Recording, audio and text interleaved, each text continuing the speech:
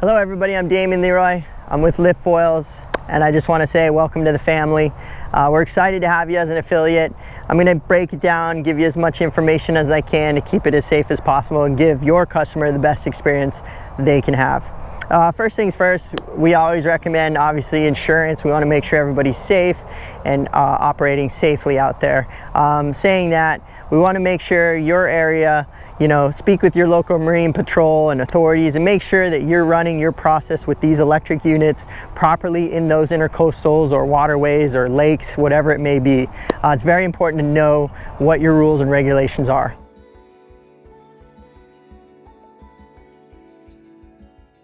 Let's talk about location safety. We want to make sure that we know all hazards, all water depth, whether there's ropes or buoys or anything underwater. It's very important to know your location, where you're teaching, where other boat traffic, other people. It's very important to know your surroundings, know your location, make sure your student knows their location and what to look out for and what are the limits and where they can go.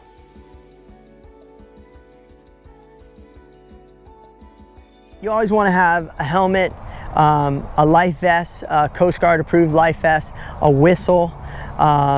We want to make sure that you have booties. You can obviously have full wetsuits so that when they're going from climbing up on the board or to their knees, that they're not rubbing their knees. All these are great precautions or great things to have to make sure that the customer has, one, the greatest experience, and two, keeping them as safe as possible.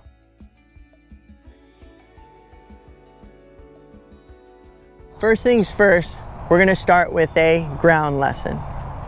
Then we're going to start with laying down on the board. Then we're going to start with riding on your knees. Then we're going to go to slowly standing up. Slowly, key being the word, slowly standing up. The next step is touch and goes. The next step is longer touch and goes or fully foiling.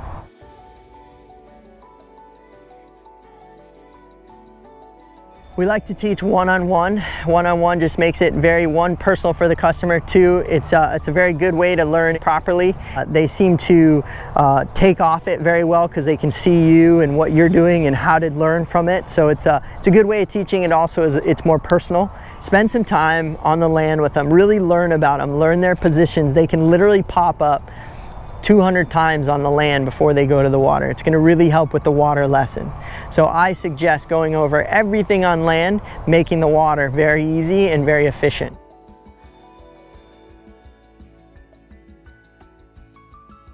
So when I first start a ground lesson with a customer, it's very important I right away get them going, get them all the information with what we have right here with remotes. Are they righty or lefty? Get them in their proper hands.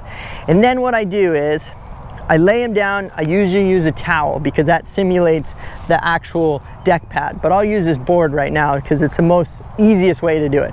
So let's start a lesson. So you're going to start your lesson by explaining to your customer that it's very important that when you get in the water, you're not kicking around here, and because you have the unit underneath, so we don't want them to bump into anything or kick anything. So it's very important that they know when they start a lesson that they want to be aware of what's underneath it. It's very important that they are aware.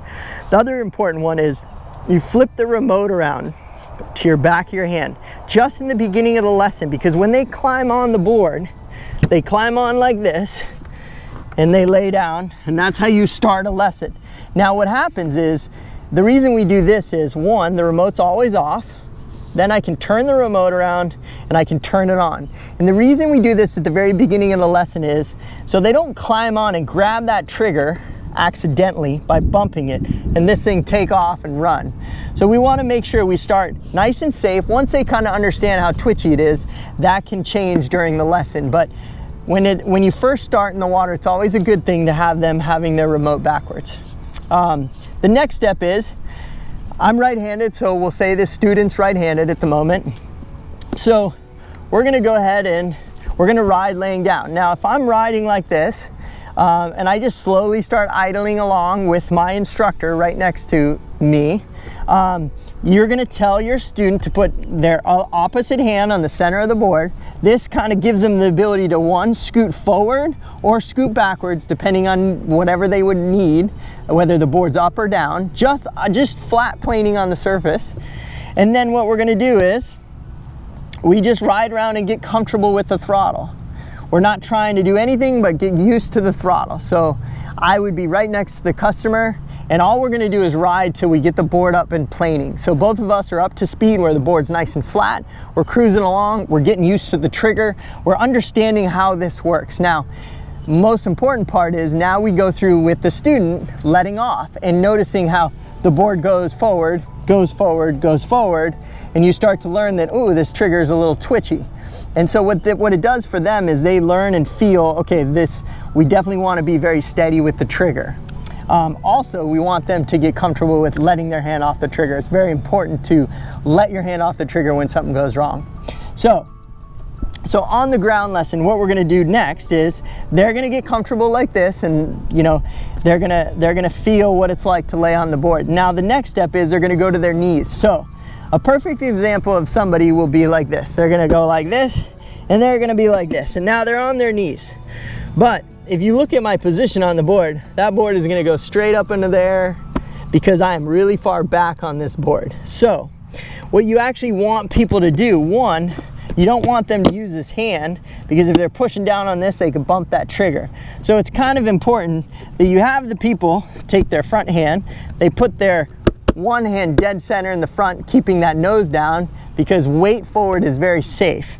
When they push down on this, they can slowly bring their knees closer to the front. And now I have this hand just like this, and all that's doing is just making sure I don't hit the trigger. So once I get up onto my knees, now I can keep that weight on the front and keep my pressure on the front, keeping the nose down. If I go back with this weight, that board's gonna launch up. So you wanna really watch them and make sure their weight is forward. A good position to know is that their knees are more towards the top of this pad. Obviously, if they go too far forward, the nose is gonna go under, so you just have them scoot a little further back. Most importantly is that the weight is forward, not saying the nose is underwater, but the weight is forward. So from this step, you would ride around with them on their knees, and then you would slowly transition into moving their knees up if needed to slowly get to the point where they're riding around on their knees, getting comfortable with tilting right or left, and just learning the remote and learning how much, you know, what happens when I let off. So they're just riding around getting comfortable on their knees. The next step would be standing up. Now, 99% of the people are going to do exactly this right here. That's what they do. They stand up super fast and they crash. There's no rush to standing up. So what we want to teach people is you put your hand down, you want your front foot to go on the front part of this deck pad. So let me take my shoes off. So when we have our knees, we're like this. So when I stand up, their front foot is going to be more towards the front of the deck pad. Now what I'm looking for in my student is if my student stands up like this, he went back foot, then he went up, that means that board's going to rocket vertical and he's definitely going to crash. The weight has to be over the front. So when they stand up, what you're looking for is you want them to go from knees. I have that front weight forward. They put their front foot here. They take everything slowly and they keep their weight forward and they slowly come up. They don't even need to stand super tall. They can just slowly ride like this. They can put their knee down and get comfortable with riding like this. Everybody's gonna be different. You may run into some people that literally don't have the strength in this leg to push up. So they can put this hand right here and slowly push up, but their weight is forward. Forward is safe. When I go back, the board comes up. We always want the nose down. If I keep my weight forward and I move my back foot to more center, that keeps all the weight forward on this foil, keeping everything down, keeping the foil from flying. Now, all this is happening with a steady trigger, literally steady trigger. I'm not adjusting my speed with the trigger. It is all, I get up to a certain speed, nice, fast, planing speed, and that's when I go from laying down. I go from laying down, I slowly bring my knees up, keeping my weight forward. Keeping my weight forward, I adjust my knees forward, slowly come up to riding, getting comfortable. I feel good, nice and steady, nothing's changed with the trigger. Then I slowly put that weight down so I can get my front foot up. I slowly keep my weight forward and I slowly come up, and then all of a sudden I'm riding on the board. Now I'm not trying to foil, I'm just riding on the board. My weight is forward, I can slowly move this foot forward, which makes it easier to stand. I'm nice and steady, I'm riding along, everything's good. Okay, I feel like I have this, I've ridden around, my instructor believes I'm doing well. Next step, you slowly shimmy your back foot to around these hatches.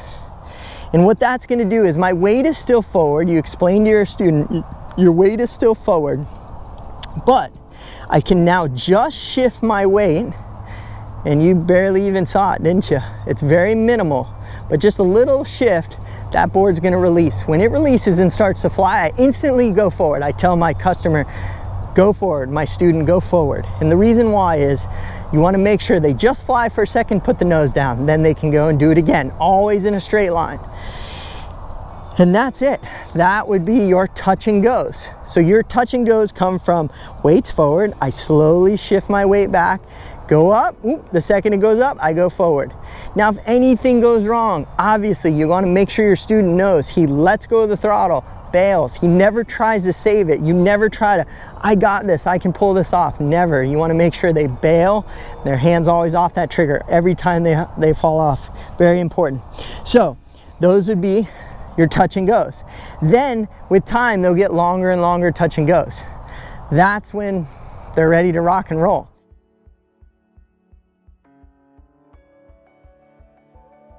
We want to keep our equipment as good as possible, one, for your, longevity of your lessons. Very important to use your bags, use your covers, always keep your boards, rinsed. Make sure to keep your batteries out of the sun, keep your remotes out of the sun. Before I do a lesson, I want to make sure I have a backup remote, I have charged batteries, I've gone through my units, I've checked my Allens, make sure everything's nice and tight. You always expect your equipment before a lesson, make sure you're ready to go, make sure everything's charged. Another big one is the hatch. The hatch should never pass 90 degrees.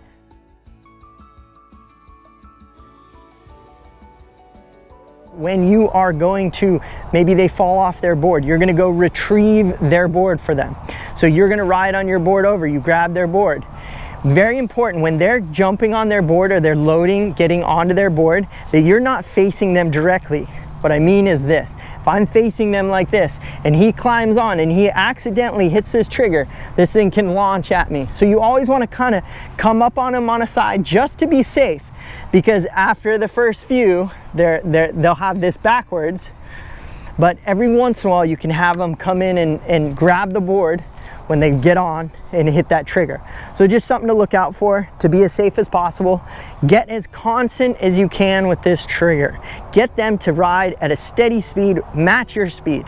I always say to my student, match my speed, match my speed, match my speed.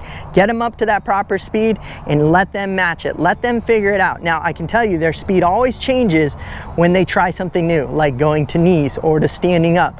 But just get them to be very steady with this trigger. It's gonna make your world a lot easier. You don't want people to learn balancing or trying to make the foil work with the throttle. At the very beginning, you want them to do it with their balance of their body, shifting of their hips. You don't want them to do it with the throttle. It's more efficient and easier to just get them nice and solid with the trigger, and that's it. During the lesson, a very important tip is get them to plane. When that board is like this, it is pushing. You want to get it to where that board planes. That's where your lessons start. What I mean by that is they're going to start laying down, learn what planing is. When you're teaching your customer, we always recommend you dealing with the units. You carry the units to the water. You do everything for them. The least amount of work for them, one, keeps it safer, two, keeps them from maybe having an issue. A lot of people want to kick or bump into the units, and those are the littlest things that you just want to really avoid. So the more you can do to help the customer is obviously the best. Here's one way you can carry a unit, nice and simple. When it comes to the remote, just so you know, the first lightning bolt is 50% battery power. The second lightning bolt is 75% of the battery power, and the third lightning bolt would be for the pros or people that just want to have a really twitchy trigger. That's 100% of the battery.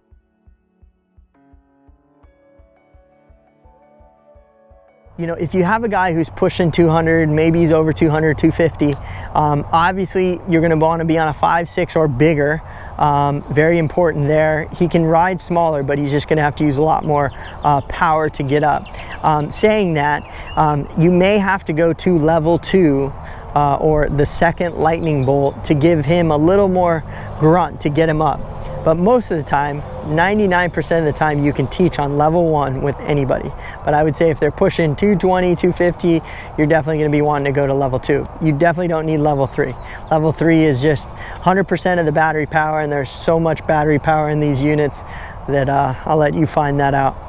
Another very important point to add is when you are doing a lesson, if the person is a big guy, and they sink that front of the nose. Inside this nose, there is an antenna, the Bluetooth antenna that runs the Bluetooth from the remote to the board. When you sink this board, the nose of this board, it'll lose connection with the remote, which means a lot of big people who get on smaller boards, they sink the nose and they go, hey, the remote's not working, it's not working, it's not connected.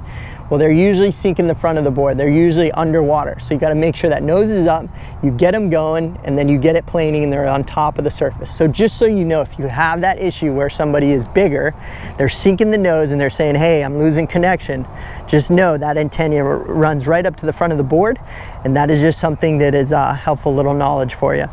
Size. So if I get a really small girl who weighs, we'll call it 110 pounds, she doesn't need to be on a 5.6 and a 250 wing. That is a big board with a lot of lift, which means she can go at a really slow speed and actually get lift, which makes it kind of tricky because if she gets going really slow, she can get into a stall and tilt and crash.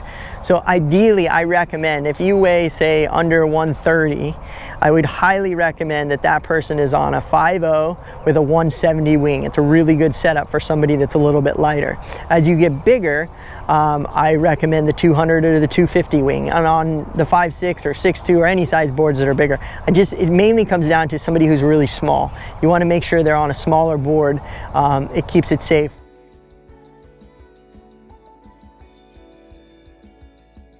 There's no rush to get them to e-foil. Look, if they have to come back and take 20 lessons, that's great. It's better for you, obviously. But I promise you, people learn faster than they probably should. So really take it slow. This thing can bite you fast. You want to make sure you're proactive in taking them step by step. Don't ever hesitate to put them back down to their knees or put them laying down. Your customer is always first. Safety is always first. If they start smarting back at you, don't hesitate to say, hey, look, buddy, it's time, you know, we go to the beach and maybe I'll just give you your money back and hit the road. We're all about safety here with Lyft, and we want to make sure we give our customer and our student the greatest experience ever. So that is our goal. They'll keep coming back to you. They're going to buy everything from you if you give them that great experience, and that's why we signed you up as an affiliate. We believe in you. So I think we talked enough about a lot of these safety things. It's time to go hit the water, so I look forward to seeing you on the water, and we just want to say thank you for being a part of the family.